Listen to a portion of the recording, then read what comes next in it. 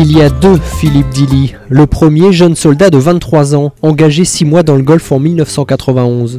Le deuxième, celui d'après la guerre, un homme de 43 ans aujourd'hui, malade depuis son retour en France. Perte de cheveux, donc on voit sur le côté, derrière, un déchaussement des dents, une perte de mémoire, des douleurs musculaires et une fatigue, toujours fatigué.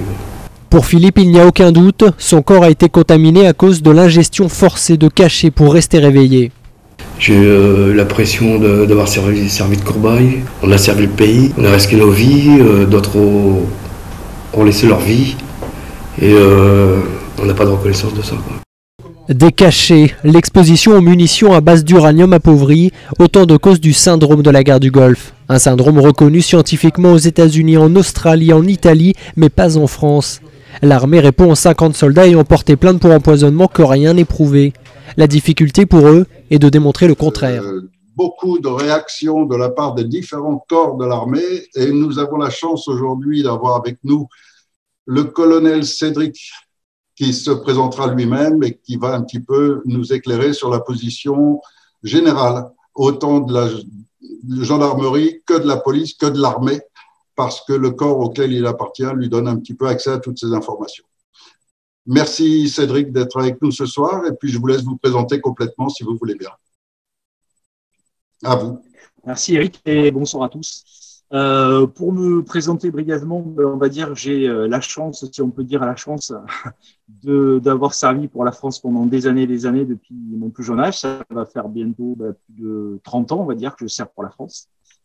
Pour une unité bien particulière qui s'appelle, on va dire aujourd'hui, qui est la DGSE, donc les renseignements, on va dire, extérieurs pour la France, où j'ai fait à peu près, on va dire, 272 missions, on va dire des plus chaotiques aux plus dangereuses, aux plus offrantes, et qui me permet aujourd'hui d'avoir beaucoup de contacts encore avec pas mal de personnes, même en tant que réserviste aujourd'hui, puisque on va dire j'ai tiré ma référence depuis quelques années. J'ai encore, on va dire aujourd'hui, dû reprendre du service puisqu'on a été gentiment sollicité juste quand il y a eu la pandémie. Donc du coup, on a été réquisitionné d'office puisqu'en fait, on ne quitte pas un corps d'armée comme ça en claquant des doigts, surtout dans le corps dans lequel je suis, puisqu'on a signé pour une fois, on y est pour toujours. Sinon, on sait comment on finit. Et aujourd'hui, il y a deux de mes collègues qui d'ailleurs sont malmenés, on va dire, depuis ce soir et depuis plus exactement cet après-midi, qui ont été arrêtés soi-disant parce que ils ont donné des renseignements, on va dire, aux Chinois. Après ça, on va dire aujourd'hui, j'ai la chance de pouvoir avoir plein d'informations sur toute l'Europe, puisque moi, je suis spécialisé sur toute la partie extérieure. Et globalement, mon corps d'armée représente à peu près 7500 personnes. Et globalement, j'ai à peu près plus de 180 personnes que je connais qui sont réparties partout, un petit peu en Europe et également aussi Moyen-Orient. Voilà. Alors, vous nous parliez un petit peu de cette première opération qui va se lancer sur les forces de l'ordre elles-mêmes, de les obliger à porter un implant.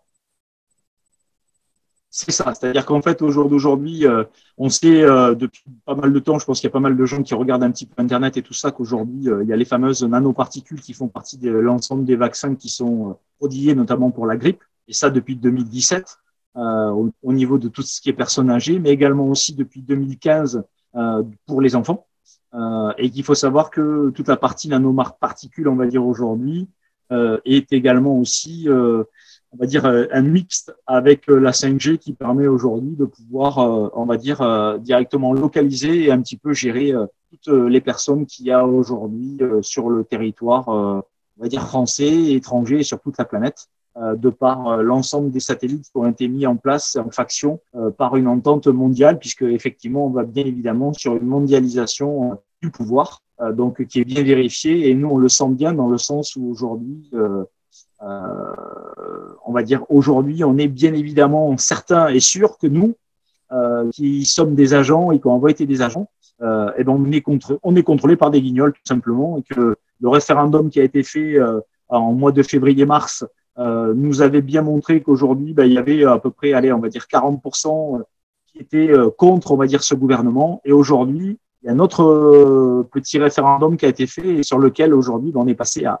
presque 60% qui est contre ce gouvernement. Donc là, bien évidemment, bizarrement, il y a des actions qui se font contre les forces de l'ordre et également aussi la partie militaire, où justement on essaye un petit peu de montrer, de faire peur un petit peu aux gens au niveau du militaire par rapport au pouvoir. C'est pour ça que, on va dire, avec le remaniement, on va dire, et les personnes qui ont été nommées en tant que ministres, on voit encore que, on va dire, c'est la fête à Guignol qui sort un petit peu derrière encore des personnes qui sont incompétentes. On voit encore derrière Roselyne Bachelot, on voit Moretti à la justice. Enfin, voilà. Donc, on est dans du grand n'importe quoi, mais globalement, tout est fait volontairement. Monsieur Macron, pour 10 milliards d'euros par an pour pouvoir avoir la 5G et donner l'allégeance totale, donc qui se permet d'accuser des gens et des compatriotes qui se sont battus pour la France en disant qu'ils donnent des informations aux Chinois, mais on va dire aujourd'hui, en ayant signé la 5G, Huawei et Chinois, donc du coup, toutes les informations qui pourront être tenues, et notamment les personnes de l'ordre qui vont avoir justement le vaccin et la fameuse nano, on va dire cutanée, effectivement, pourront aussi à tout moment donner les informations des agents, des personnes qui sont en faction, et donc renseigner un peu plus, on va dire aujourd'hui, le personnel, on va dire directement, qui sera le plus au fond pour donner les listes des agents qui seront un petit peu dans tous les pays. Voilà. Et donc, avec un plan, il compte soumettre totalement toutes les forces de l'ordre à son pouvoir complètement, quoi, qu'il n'ait plus aucune. C'est ça, à partir de septembre. Arbitre.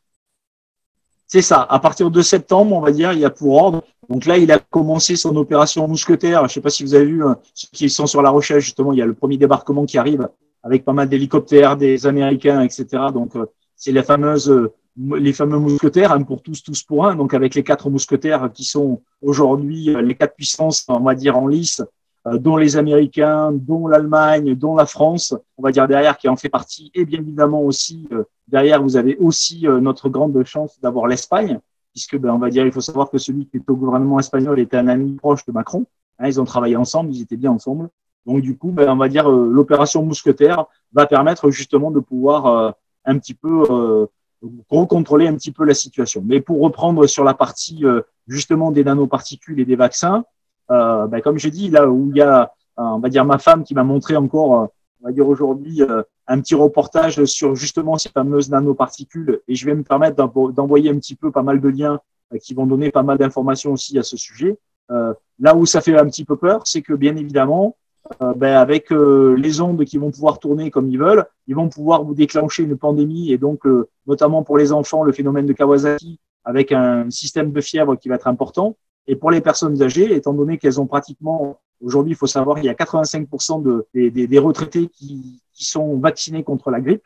Aujourd'hui, il faut savoir que dans le vaccin même de la grippe, il y a des nanoparticules, et que les fameuses nanoparticules avec la 5G va permettre justement, vous tournez le bouton sur la bonne puissance qu'il faut, et en fait, ça vous crée donc un phénomène de fièvre relativement importante. Et globalement, voilà comment ils vont un petit peu enlever un petit peu de la population pour pouvoir, parce qu'on est trop nombreux sur la Terre, et on va être trop nombreux, et les personnes âgées, on va dire, coûtent cher, et donc du coup, ils vont faire un petit peu, ils vont éradiquer un petit peu tout ça. C'est ce que les scientifiques expliquent avec l'activation par la 5G qui vient couper l'oxygène des cellules, c'est ça? C'est ça, et exactement. Et qui provoque donc la détresse respiratoire. Exactement, et c'est pour ça que, on va dire, si je prends l'exemple du Lot, parce qu'on aime bien le Lot, Simon il le connaît, aujourd'hui, on peut dire qu'on a 8 lits de réanimation, on va dire, si on veut, on va dire derrière, donc avec 8 lits, on va vite être ce que j'appelle aujourd'hui confiné, hein, et quand on regarde le nombre de lits de réanimation qu'il y a en France, on ne dépasse pas les 10 000, donc du coup, quand on sait qu'on est 67 millions, c'est un peu un problème, quoi, voilà. C'est ce qu'a et donc, dénoncé, du coup, effectivement, là où vous le disiez fort justement, c'est qu'en fait, ce phénomène de nanoparticules, et donc, je sais pas si vous avez vu, mais bizarrement, là, il y a Roselyne Bachelot qui était la première sur la grippe, qui est revenue au pouvoir avec le remaniement de Monsieur Castex. Donc, elle connaît bien le système de la grippe. Et elle, par contre, elle est passée à la culture maintenant, parce que bon, c'est plus intéressant, on va dire, dans la culture. Mais pour faire trêve de plaisanterie, effectivement, comme je le dis aujourd'hui, malheureusement, on veut tuer ce que j'appelle sans aucunement, on va dire, de côté d'injure ou autre chose, mais on veut tuer nos vieux, parce que derrière, ils coûtent cher, et que derrière, Monsieur Macron a signé, lorsqu'il a fait le dernier G17, il a signé ni plus ni moins pour 600 000 morts qui sont dans la partie des vieux, tout simplement. Voilà. Parce que, on va dire, il a fait ce petit calcul, on va dire, qui lui allait bien, et qu'effectivement, quand on enlève les retraites, les trucs, etc., 600 000, ça lui permet de redresser bien comme il faut son économie, on va dire, directement. Voilà. Et d'après vous, quelle quantité de gens dans les forces armées sont conscients de tout ça, se rendent compte de tout ça, savent qu'ils vont être implantés et qu'à la finale, ils vont eux aussi disparaître comme la population, parce que les gendarmes, ils ont aussi des papas, des grands-papas, ils ont des grands-parents, etc. Donc, est-ce qu'ils acceptent tout ça assez facilement quand même? On va dire aujourd'hui, si vous préférez, moi, quand j'ai signé, notamment à la DGSE ou à l'armée, normalement, vous avez, on va dire pour la DGSE, c'est ce qu'on appelle le LEDA, on va dire. Donc, LEDA, c'est loyauté, exigence, discrétion et adaptabilité. Donc, ça, c'est les valeurs, on va dire, de la DGSE.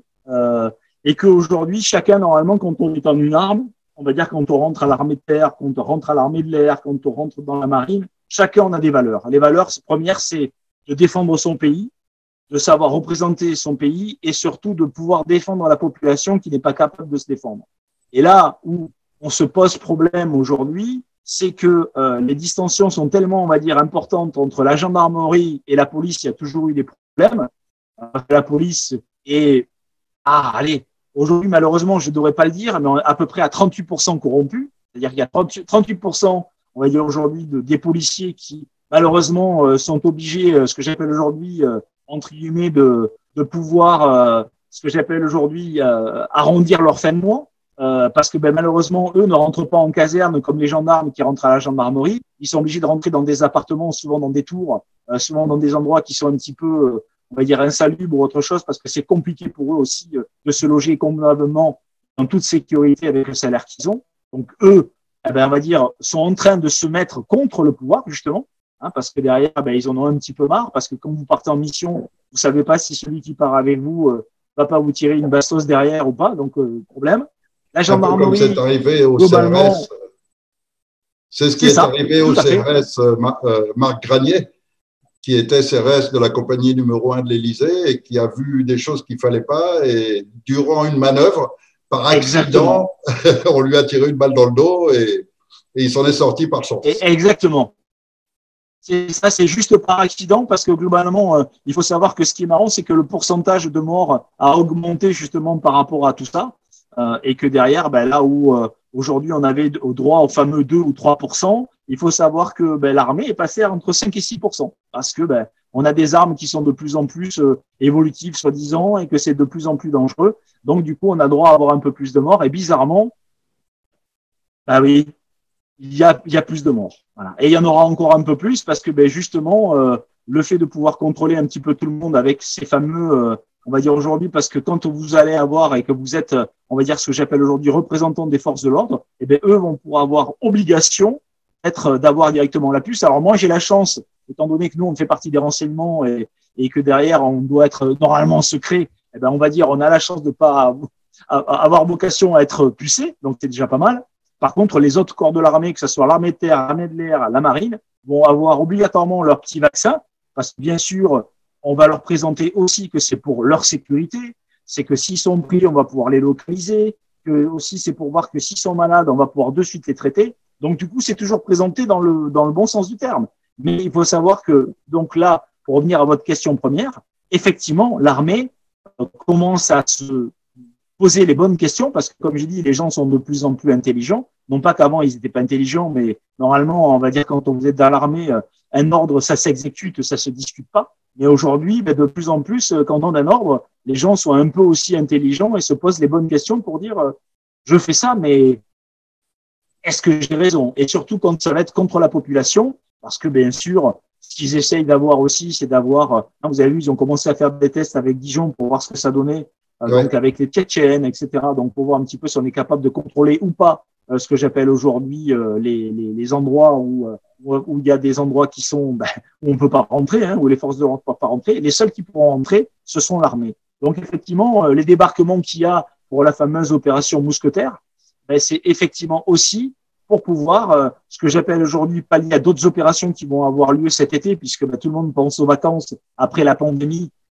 et les problèmes qu'il y a eu du Covid-19. Et les gens, ils vont avoir besoin de ça pour se refaire un petit peu la tête et le moral, en sachant que bien sûr, il y a le port qui va arriver à grands pas et que derrière, bien évidemment, va y avoir une crise sociale et économique qui va être importante au mois de septembre. Et donc derrière, va y avoir le moral dans des chaussettes dans plein d'endroits et que effectivement, là par contre, les forces armées sont monopolisées. Là aujourd'hui, il y a beaucoup de gens qui sont monopolisés, qui devaient avoir des permissions, qui n'ont plus de permission, justement parce que c'est les grandes manœuvres, comme on appelle. Et donc derrière, pourquoi on dit les 4 mousquetaires, c'est aussi que derrière, vous avez l'ensemble des armées, l'organisation qui va être regroupée ensemble pour faire des grosses manœuvres cet été, justement pour défendre, soi-disant, entre guillemets, j'appelle aujourd'hui le territoire. Il faut savoir qu'il y a pas mal d'antennes 5G qui vont avoir des dégâts, et ça qu'il y a des dégâts aussi dedans, et que les fameuses nanoparticules qui veulent absolument, on va dire, lancer les choses à partir de septembre. Ça veut dire que on va avoir nos petits vieux et également nos enfants qui vont rentrer à la rentrée de septembre, où va y avoir le bouton qui va être tourné, et donc vous allez voir, va y avoir pas mal de cas de Kawasaki qui vont se mettre, on va dire, derrière en route à partir de fin août, début septembre, et que bien évidemment, va y avoir une autre partie qui va être importante sur la partie des personnes âgées, qui va être à partir de août, c'est lancé aussi pareil. Voilà. Et puis dans l'enchaînement, après, il n'y aura plus qu'à installer le confinement mondial et vaccination obligatoire.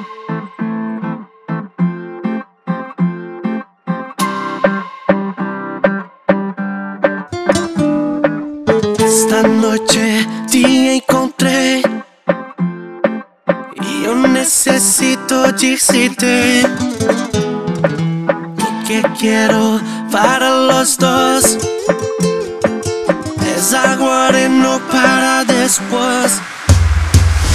Sabe que eu te olhava o tempo todo a dançar, esperando o tempo certo pra te convidar. Já imaginando, desenhando na minha mente, você bem pertinho e vai descendo lentamente, deixando invadir a sua zona de perigo, sussurrando que te provocar no seu ouvido. Vem dançar comigo juntinho no meu castelo, te mostrar de vez o que eu faço, o que eu quero.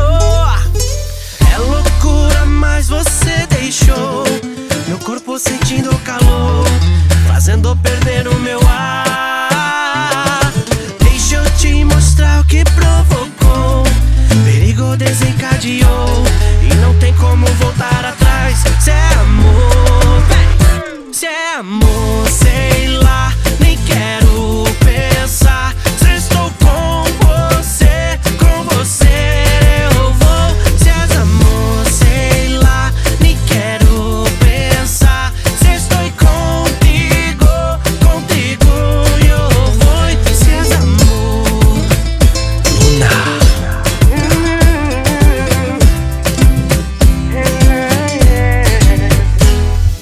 Esta noche te encontré y yo necesito decirte lo que quiero para los dos. Es amor e não para depois.